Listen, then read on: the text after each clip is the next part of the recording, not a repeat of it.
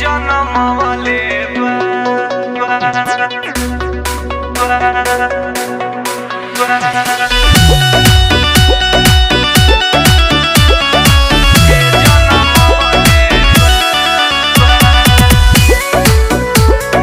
Kalika studio Ara.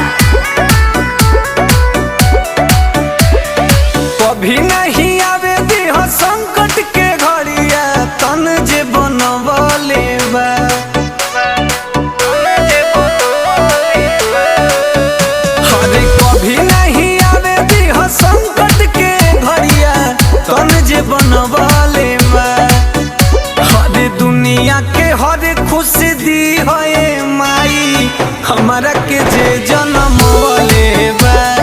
दुनिया के हर खुशी दी है माई हमारा के जे जनमवले बा।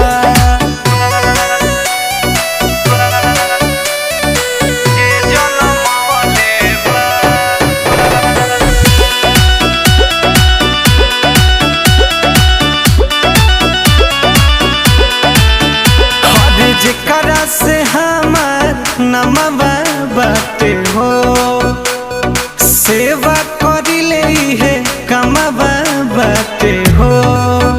हद सबका से ऊंचा बाटे दराजा एहो केहू ना चुकाई माई के करजा। हद होखे नहीं कमी कोनो सेवा में उनका जानी लगवले बा। हर दुनिया के हर खुशी दी है माई हमारा के जे जनमवले बा। दुनिया के हर खुशी दी है माई हमारा के जे जनमवले बा।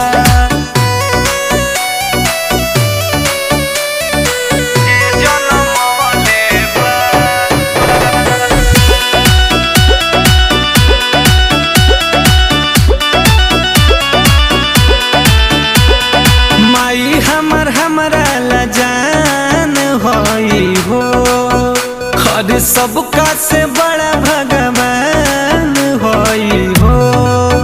हर गंगा सागर पूजे पौआ एहो करेला बखान पूरा गौआ।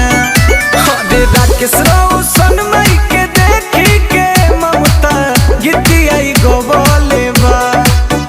हर दुनिया के हर खुशी दी है माई हमारा के जे जनमवले बा।